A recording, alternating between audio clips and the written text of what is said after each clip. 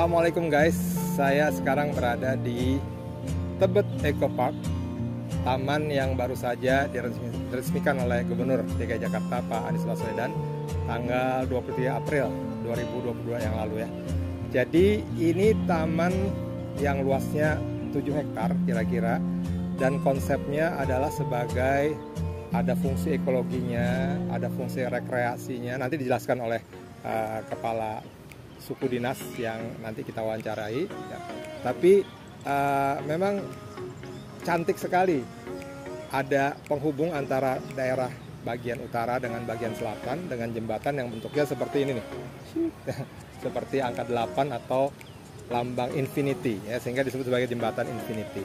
Selain itu di sini juga ada semacam amphitheater gitu ya, yang ini dia ya, tempatnya. Jadi orang bisa membuat pertunjukan di sini, kemudian yang lain bisa nonton. Jadi bisa berfungsi sebagai ruang ketiga, interaksi antara masyarakat dengan masyarakat sesama masyarakat ya. Terus kemudian juga ada community lawn ya, lapangan komunitas yang bentuknya itu ya taman atau rumput hijau, dan ada community di sana juga yang tempatnya ada playgroundnya gitu untuk anak-anak ya. Dan kemudian ada buffer forest ya, hutan yang merupakan buffer untuk udara dan untuk ekologi. Jadi fungsi ekologinya sangat baik di sini.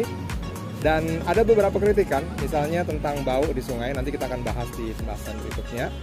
Bau, jadi sungainya katanya masih bau, terutama kalau hari terik ya, kalau siang, kalau musim kemarau. Tapi kalau hujan enak, hujan baunya bau hutan gitu.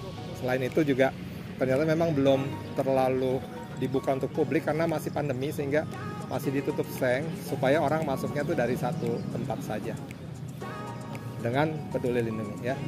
Oke, kita jalan-jalan melihat keadaan dari Taman Tebet Eco Park di Jakarta Selatan. Luar biasa, warga Jakarta Selatan dapat hadiah nih dari gubernur kita. Terima kasih.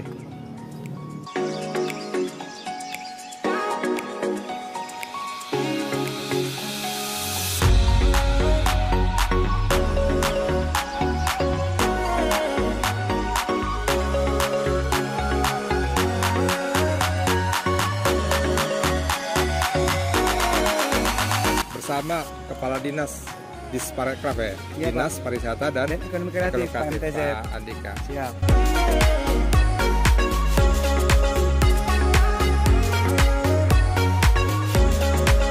Teman-teman semua, ini adalah Tebet Eco Park yang merupakan taman yang memang diperuntukkan untuk ruang ketiga. Jadi taman ini tidak hanya sekedar taman hijau atau untuk lingkungan yang bersih dan hijau, tetapi juga bagaimana masyarakat dapat berinteraksi satu sama lain. Kalau kita lihat di sini ada beberapa equipment untuk memfasilitasi warga berolahraga, kemudian juga beraktivitas untuk di ruang publik, dan kami dari Disparekraf tentunya melihat ini sangat berpotensi untuk dijadikan sebagai destinasi wisata baru.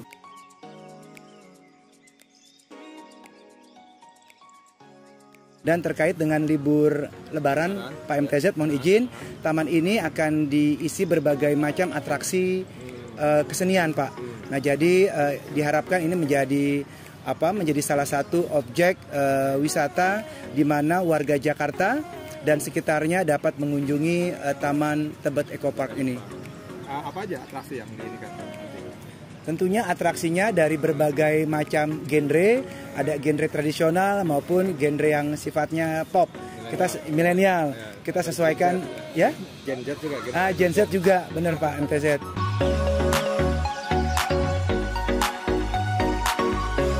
Berarti emang udah jadi ruang ketiga ya? Ruang ketiga Pak, jadi tidak hanya sekedar menata kota menjadi hijau atau juga mensupport Jakarta dengan konsep langit biru, tapi di sini ada interaksi Pak, ada interaksi warga satu sama lain. Kalau kita lihat di taman sana Pak, itu ada orang tua, ada kanak-kanak, itu semuanya bisa berinteraksi dengan apa ya Pak, dengan nature, dengan lugas seperti itu, dengan natural itu Pak. Iya. Kalau di Bandung kan ada Taman Lansia kalau nggak salah ya. Taman Lansia, nah, iya. Taman Lansia cuma lansia doang. Iya. Kalau ini semua nih bisa ini. Semuanya Pak, semua umur bisa menikmati Tebet Eco Park Pak. Gratis ya? Gratis Pak, gratis. tis. Jangan sampai bayar ke sini nih. Iya Pak. Oke deh. Ya, terima kasih. Terima kasih nih Pak Andika sudah panjang lebar menjelaskan dari sisi beliau sebagai Dinas Pariwisata dan Ekonomi Kreatif. Ya. Terima kasih Pak MTZ. Sukses selalu Bapak. Siap. Ya.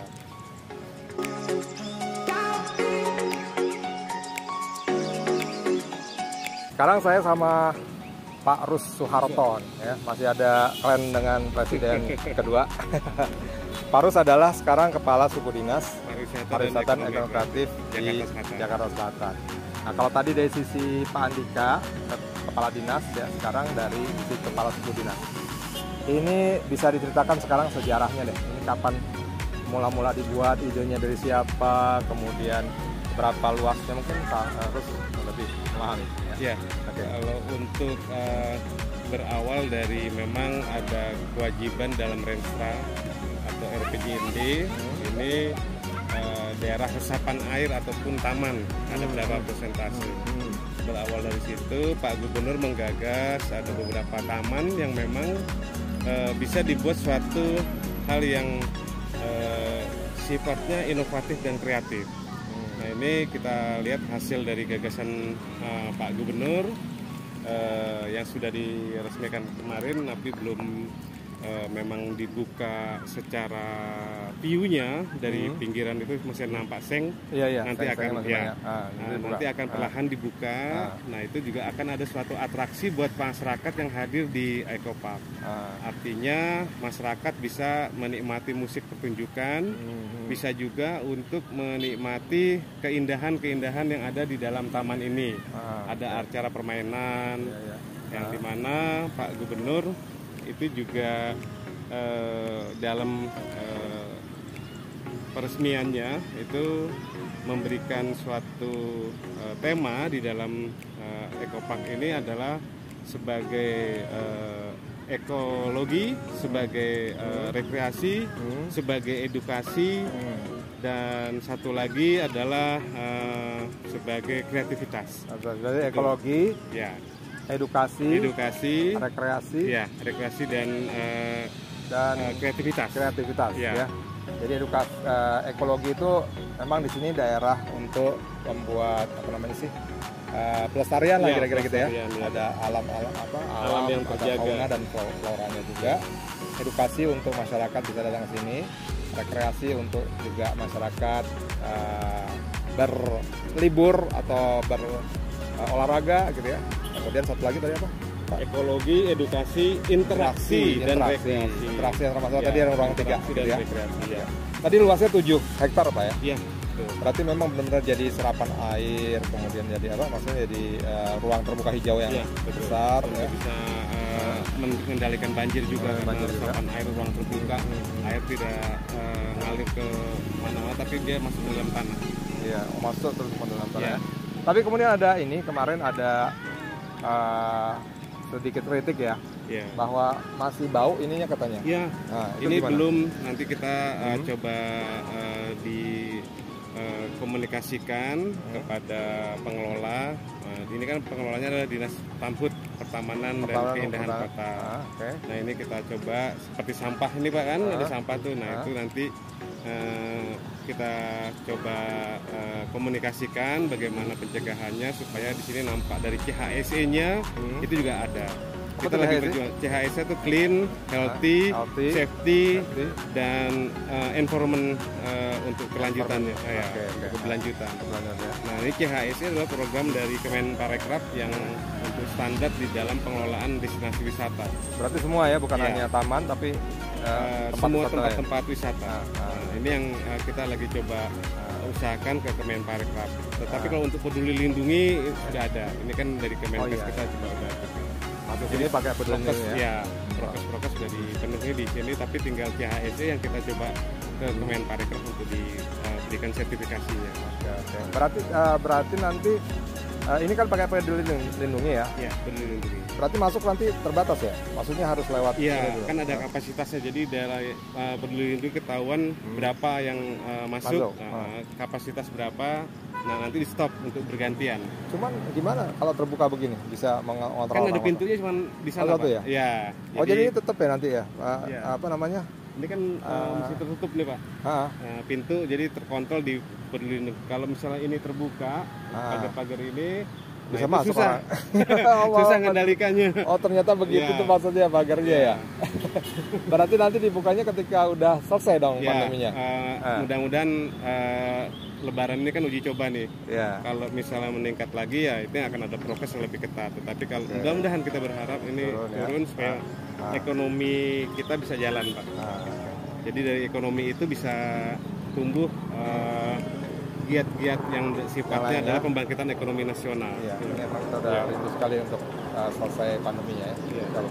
Ya, jadi ini adanya di tempat kekuasaannya Pak Rus ini. Jadi beliaulah nanti yang bertanggung jawab bagaimana pariwisata di Taman Eco Park ini bisa maju, bisa semarak, bisa membangkitkan kembali ekonomi dari warga, ya, terutama warga Jakarta Selatan.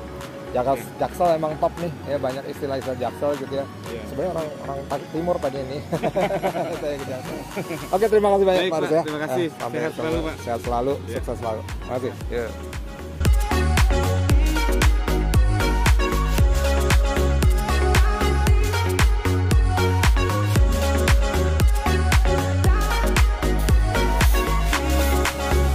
Assalamualaikum. Ini ketemu sama pengunjung nih, pengunjung Tebet Eco Park. Pak, tinggal nama dulu deh. Nama saya Fahri, tinggal di Ciganjur, Jakarta Selatan. Ciganjur ya, berarti ya. Agak jauh juga ya? Jauh. Agak jauh ya? Ya. Apa tujuannya ke sini nih? Ya. Ngabuburit atau? Pasti cari ngabuburit, cari anak-anak jalan-jalan. Kelihatannya pas lewat bagus tempatnya. Tempat-tempat bermainnya kan di daerah Jakarta kan udah jarang tempat-tempat seperti ini. Saya cari-cari tempat kayaknya bagus nih. Bagus, permainannya banyak. Bagusnya apa bagusnya? Ya banyak permainan, terus adem tempatnya, banyak ponponan gitu. Kalau dia Jakarta kan banyak gedung-gedung tinggi nih. Sekarang kalau ada tempat seperti ini kan menurut saya bagus, kalau bisa diperbanyak lagi. Jadi anak-anak kan bisa dapat udara segar lah. Kan biasanya kan Jakarta kan polusi seperti itu. Emang udah berapa kali kesini? Baru sekali nih, saya baru kali ini. Tahu ya dari YouTube, dari medsos, dari YouTube. Enak sih tempatnya Pak, jadi banyak permainan buat anak-anak kan, banyak permainan yang mendidik juga tuh, yang kayak di perosotan, kayak buat tenaganya kan main di situ. Harapannya untuk selanjutnya di Jakarta pembangunannya seperti apa? Mungkin lebih dibanyakin lagi aja ya. Apanya? Ini yang kayak gini nih permainan anak-anaknya, karena kan udah jarang banget ya. Jadi paling kalau mau ujung-ujungnya jatuhnya ke mall ya Pak. Oh iya ya, nggak sehat ya mall ya? Iya. Kuras kantongnya bapaknya. Iya juga sih. Kalau gini kan enaknya anak-anak juga membaur kan sama yang lainnya. Kayak gitu. Ada kritik mungkin sedikit untuk ini atau apa? Apa kurangnya? Aman. Ya paling lebih yang kayak di bawah itu harus lebih dirapin lagi tuh menurut saya gitu kan, masih ada bau-bau kali itu. Kalinya ke bawah ya? Iya, masih ada bau-bau kalinya. Ya mungkin untuk kedepannya bisa lebih bagus lagi lah kayak gitu. Bisa ditambahin ikan-ikan kayak mungkin gitu, kayak kolam-kolam kayak seperti itulah. Kayak di luar negeri gitu. Mantap. Mantap seperti itu. Alhamdulillah belum Pak. Oke, ya terima kasih. Jadi itu harapan dari Pak Fahri dan Bu Fahri ya, gitu. Ya tentang Taman Tebet Eco Park ya. Mudah-mudahan makin banyak taman-taman atau ruang terbuka ketiga, ruang terbuka hijau, ruang ketiga kalau kata Pak Anies ya, yang dijadikan di Jakarta. Tapi Jakarta udah bukan ibu kota lagi tahun 2024. Gimana Bu? Mau pindah atau tetap di sini? Saya masih cinta Jakarta. Masih cinta Jakarta sih Pak. Masih cinta Jakarta. Ini warga yang loyal terhadap Jakarta. Ya, terima kasih Pak Fahri. Ya.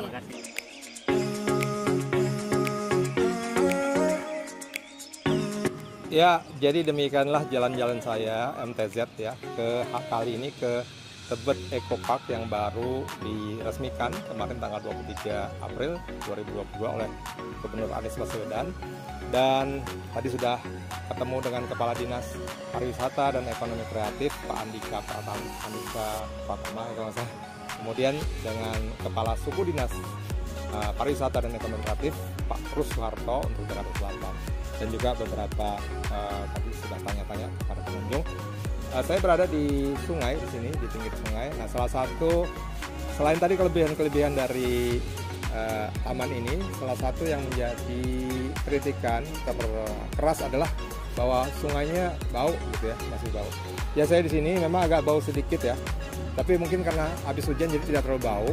Tapi pemecahan atau solusinya adalah kita itu maksudnya Pemda DKI Jakarta akan membuat sungai ini atau menanam atau mengkalibrasi kira-kira ya baunya dengan cara menanam akar wangi atau tumbuhan-tumbuhan yang memang bisa menetralisir bau, selain kemudian memperbaiki ekosistemnya ya. Jadi kalau misalnya ini jalan dengan baik sungainya, maka tentu tidak akan bau dan kemudian juga mungkin menanam atau memberi ikan di sini ya. Tapi saya kira nggak terlalu mencolok sih, secara keseluruhan ini sudah cukup baik. Dan tadi tanggapan dari para pengunjung dan juga dari para dinas juga alhamdulillah cukup baik ya. Terima kasih, sampai jumpa di perjalanan saya berikutnya. Assalamualaikum warahmatullahi wabarakatuh.